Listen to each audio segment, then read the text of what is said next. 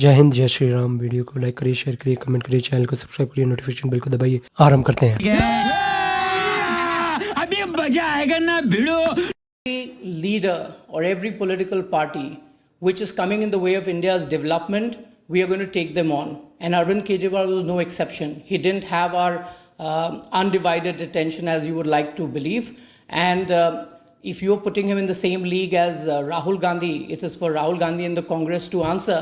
But the fact is that Arvind Kejriwal, like I said, was the chief minister of a city-state like Delhi. He was never somebody who we could have taken seriously beyond a point, but yes, it was important for us to win Delhi, and we put all our resources to do so. So this, Mr. Malviya, is a significant recovery for the BJP, given the fact that Lok Sabha seats. the city-state was the one, oasis which eluded you for the last 2.5 decades. This verdict comes with a lot of expectations. You've set expectations so high. Yamuna 3 साल में ठीक कर देंगे. We'll clean out the roads. We'll clean out the garbage, and that's the burden of expectations voters of the capital will judge you against. Can you deliver at the same level at which you pitched this campaign? चलिए, अच्छा है आप लोगों ने यमुना के बारे में पूछना तो शुरू किया. इससे पहले आप लोग जो अरविंद केजरीवाल का इंटरव्यू करते थे उसमें आप पूछते थे कि आप कुक्कड़ नहीं खाते, आप शराब नहीं पीते, तो आप पंजाब कैसे जीतेंगे. So from there now when the results are just about coming in, you started asking us about Yamuna कब साफ होगी. जल्दी दिखाई, अच्छा किया. हमने साबरमती को साफ किया, हम यमुना को भी साफ करेंगे. हमने गंगा को भी साफ किया, हम यमुना को भी साफ करेंगे. And this is not about setting high expectations. We are used to delivering on governance. Let's not forget that after being in power for 10 years, Prime Minister Modi has been re-elected for a third term. The BJP governments across the country have got several repeat mandates. That is because of the trust that people have built in us. They see us as a party that delivers on governance. We are the natural party of governance in India today. And it is very, very unlikely for a party to have come back this strongly in the state of Delhi after being out of power for the last 10 years and of course 15 years before that. So people of Delhi obviously realize that if there is any party that can deliver for Delhi, it is the BJP. And that is a huge endorsement for the kind of politics that Prime Minister Modi has brought in this country. One of the arguments being made, Mr. Malviya, was that this election saw will a ever massive... become relevant in India's politics after this. No, one of the arguments being made by pundits was that this election saw a massive class war, that the poor didn't vote for the BJP, that the middle class and the rich did, but that there was massive class warfare in terms of vote share, that the poor stayed away from the BJP. What's your data telling you? What's your interpretation? I mean, who are these pundits? Till yesterday, all these pundits were saying that the Aam Aadmi Party is leading. Till the exit polls started coming in. The moment exit polls started coming in, these pundits flipped saying the BJP is in the lead. So they are not pundits, they are propagandists. The truth of the matter is that Delhi voted for the BJP every single time in the Lok Sabha, and we had vote share in excess of 50% every time. Therefore, the people of Delhi were not averse to voting for the BJP. There was no class divide. Everybody voted for the BJP. The rich, the poor, those living in jhuggi-jhopdis, those living in high-rises and urban pockets. The fact is that Arvind Kejriwal made promises to them, and the people of Delhi, particularly the poor, believed that it could be an opportunity for them to maximize. A kind of phenomena that we also saw during the 2024 Lok Sabha election, when the Congress and the India Alliance parties went around saying that we will put X amount of money in your bank account on 1st July and misled the voters. So people have now seen. So what impact does the Delhi verdict have on Punjab? Only talk, and Arvind Kejriwal hasn't delivered anywhere. नहीं, वो कहते हैं आपने काम नहीं करने दिया. LG was a big bottleneck that you never let him work. He would have done a better job if the LG hadn't tripped him over.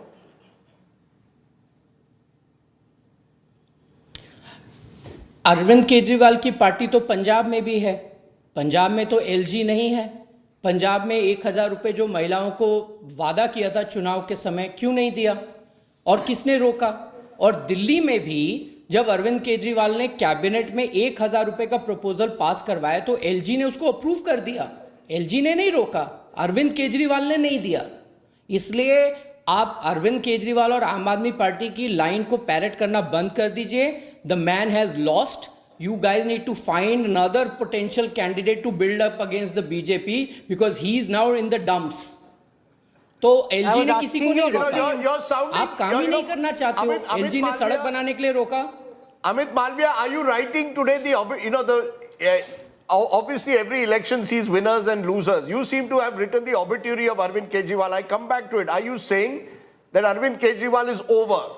That as far as the BJP is concerned now, Arvind Kejriwal no longer poses anything remotely like a challenge to you anymore?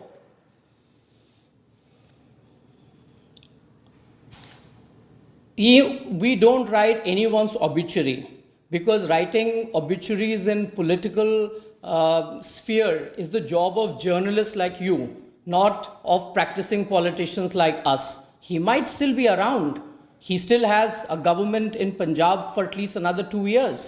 So we are not in a hurry to write anybody's obituary, but clearly the phase of Arvind Kejriwal's kind of politics is over. Just like Lalu Prasad Yadav, after he was defeated, he never came back to power in Bihar. Similarly, Arvind Kejriwal will never be the same Arvind Kejriwal who rode to power in Delhi with very large mandates, because clearly people have seen through him.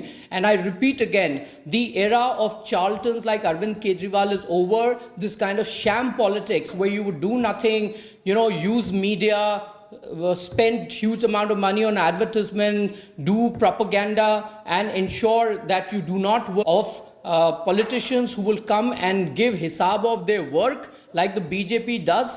The kind of transparent politics that Prime Minister Modi has ushered in, where we are looking at quantifiable outcomes, that is the way forward for politics. And clearly people like Arvind Kejriwal have no room in this kind of politics.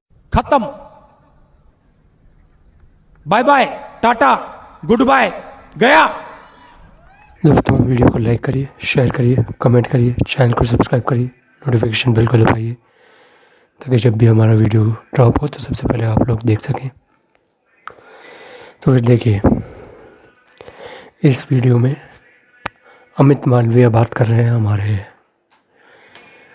India today के राजदीप सरदेसाई और प्रीति चौधरी और राहुल कंवर से, जो दिल्ली का election अभी हुआ है और उसमें बीजेपी का विक्ट्री हुआ है उसके ऊपर और उसके रेमिफिकेशन के ऊपर. जैसे आप लोगों को पता है कि मिस्टर राजदीप सरदेसाई जो हैं वो एक कट्टर बीजेपी विरोधी पत्रकार हैं और प्रीति चौधरी उनकी शिष्य हैं. राहुल कंवर इज़ न्यूट्रल बंदे हों, वो मिडिल में, वो इधर भी नहीं है उधर भी नहीं है. जब उनको लगता है कि राजदीप सरदेसाई बहुत ज़्यादा ही कट्टर विरोध कर रहे हैं बीजेपी के अगेंस्ट, तो फिर वो उनको गलत बोलने में हिचकिचाते नहीं हैं. और जब उनको लगता है कि बीजेपी गलत कर रहा है कुछ या राइट विंग कुछ गलत कर रहा है तो फिर वो गलत भी बोलते हैं. तो फिर इस वीडियो में अमित मालवीय ने राजदीप सरदेसाई और प्रीति चौधरी का जो एक एनालिसिस था, जो एक विश्लेषण था इलेक्शन से पहले, वो बोल रही थी, खासकर प्रीति चौधरी, और वो बोल रही थी कि आम आदमी पार्टी और ये जो अरविंद केजरीवाल है वो जीतने वाले हैं, बीजेपी नहीं जीतेगी. ये तो आप लोगों को पता ही होगा कि ये राजदीप सरदेसाई, प्रीति चौधरी और ये जो लिबरल जर्नलिस्ट की जमात है, उनकी जो एक बीजेपी हेट्रेड है वो हर टाइम दिखाई देती है, हर इलेक्शन में दिखाई देती है. हरियाणा में भी यही प्रीति चौधरी ने एक बहुत गलत एनालिसिस देके बीजेपी को हरा हुआ एक पार्टी घोषित किया था और राजदीप सरदेसाई ने भी किया था. और महाराष्ट्र में आते आते भी वो उधर भी इन दोनों का जो विश्लेषण था वो बिल्कुल ख़राब था. और उस वक्त भी जब हरियाणा में बीजेपी जीत गई तब भी यही अमित मालवीय इसी चैनल में आके राजदीप सरदेसाई को खोटी खरी तरीके से बोला था कि तुम हर टाइम गलत होते हो, इस टाइम भी गलत हो. और महाराष्ट्र में भी यही बोला मिस्टर अमित मालविया ने कि तुम गलत ही रह सकते हो, और इधर आके भी यही बोला और बहुत एक पॉइंटेड वे से बोला कि तुम दोनों को कुछ पता नहीं है और तुम मेरी पार्टी को ही गाली देते रहते हो और दूसरी जो पार्टी है उसको सिर पे उठा के बैठा देते हो और कुछ करते नहीं हो। और यही है इन जो आइडियोलॉग्स हैं जैसे राजदीप सरदेसाई और प्रीति चौधरी हैं, जिनका एक पॉइंट ऑफ व्यू है, एक सोच विचार है, वो अपने जो जर्नलिज्म में एक अनबायस्ड एटीट्यूड होना चाहिए, वो एटीट्यूड को पूरी तरह अबैंडन कर चुके हैं। और उस अबैंडनमेंट के कारण ही अभी जो बीजेपी के प्रवक्ता हैं और आईटी सेल के हेड हैं अमित मालविया, उनको लगा कि मैं ऐसे लोगों को ये नहीं बोल सकता कि आप गलत नहीं हो। मेरे को लगता है आप गलत हो तो फिर मैं आपके चैनल में जाके बोलूँगा कि आप गलत हो। मेरे को कोई फ़र्क नहीं पड़ता है कि आप सही हो, अच्छे हो, बुरे हो।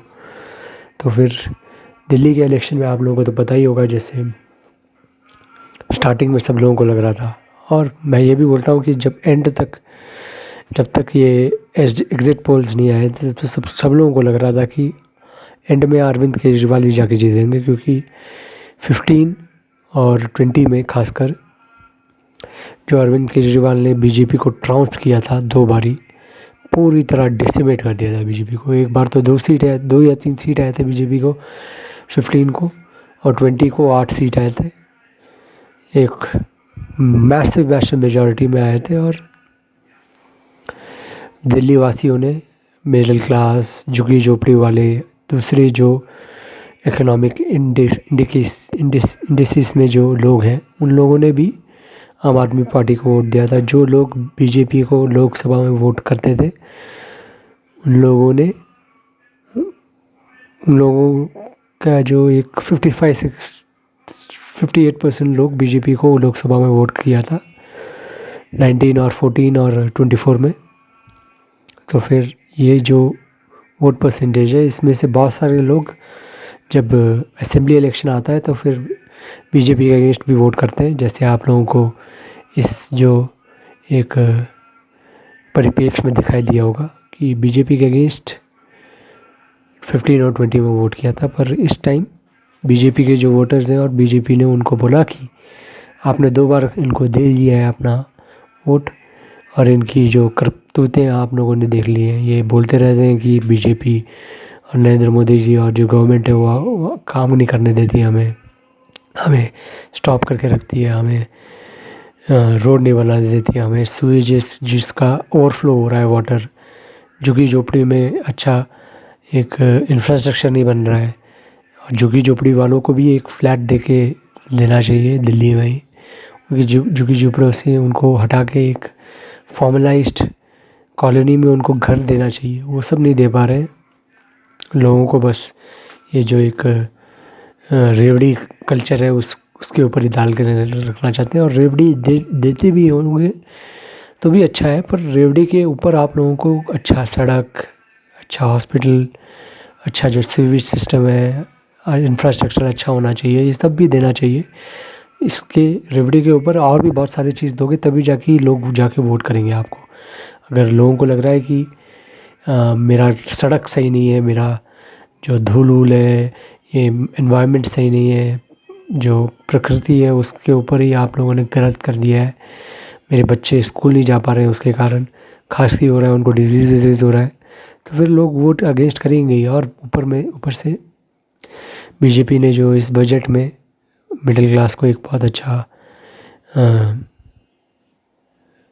इंसेंटिव दिया था, पैसा जो उनके जेब से निकाल रहे थे, पहले 12 लाख तक के लोगों को इनकम टैक्स देना पड़ता था, उस इनकम टैक्स को हटा दिया और 12 लाख तक लोगों को इनकम टैक्स नहीं देना पड़ रहा है अब। तो फिर उन लोगों को लगा कि अच्छा किया हमारे लिए बीजेपी ने, तो फिर हम लोग जाके जो मिडिल क्लास है वो जाके जो लोकसभा में बीजेपी को वोट दे देते थे पर विधानसभा में बीजेपी के अगेंस्ट वोट करते थे। उन लोगों को लगा कि हम क्यों बीजेपी के अगेंस्ट वोट करें, हमारा सड़क भी अच्छा नहीं है, ये बंदा भ्रष्टाचार भी करता है, ये बंदा जिसने बोला था कि मैं क्लीन पॉलिटिक्स दूंगा, ये सब नहीं करता। अब हम लोग इसको वोट क्यों करें, हमको पागल कुत्ते ने काट लिया क्या कि हम लोग अभी भी इसको वोट करें। तो फिर लोगों को लग गया कि नहीं, अब इसको और वोट नहीं कर सकते, ये इस बंदे का एक्सपायरी डेट स्टार्ट हो गया है। और उस एक्सपायरी डेट को लोगों ने पकड़ लिया और बहुत अच्छी तरह झंझोड़ दिया। लोगों को लगा कि अब हो गया बहुत, एक एक्सपेरिमेंट हमने कोशिश किया था दिल्ली वासियों ने, अब वो एक्सपेरिमेंट ख़त्म हो रहा है। और इस चैनल में भी देखा होगा आपने, उसका ही रिपोकशन दिखाई दिया है। क्योंकि ये जो 2 जर्नलिस्ट हैं, तीसरे तो ठीक है राहुल कंवल, पर ये दो हैं, इनका जो एक बायस्ड, एक ही जगह में टिल्ट करने वाला जो एक जर्नलिज़्म है, उस जर्नलिज़्म को एक बहुत बड़ा झटका लगा है। खासकर ये जो प्रीति चौधरी जी हैं, इनका जो प्रेडिक्शंस आए हैं ज़्यादा से ज़्यादा जगहों पे, बिल्कुल एक कचरा सा प्रेडिक्शंस आए हैं। और उन प्रेडिक्शन से लोग बिलीव भी नहीं कर सकते अब तो फिर बिलीव करना भी नहीं चाहिए और आगे जाके इनको और प्रेडिक्शन नहीं करना चाहिए। ये गुजरात नहीं जाएंगे अरविंद केजरीवाल, ये पंजाब में गवर्नमेंट को उलटफेर करने की कोशिश कर सकते हैं, पर गुजरात नहीं जाएंगे वो। उनकी अभी बहुत फटेगी, क्योंकि CBI, ED और भी बहुत सारे ऑर्गेनाइजेशंस इसके पीछे पड़ेंगे अभी। तो ये देखते हैं क्या होता है आगे दोस्तों, क्योंकि ये बहुत रोमांचक टाइम होने वाला है। तो वीडियो को लाइक करिए, शेयर करिए, कमेंट करिए, चैनल को सब्सक्राइब करिए, नोटिफिकेशन बिल को दबाइए। हर हर महादेव, जय श्री राम, जय हिंद।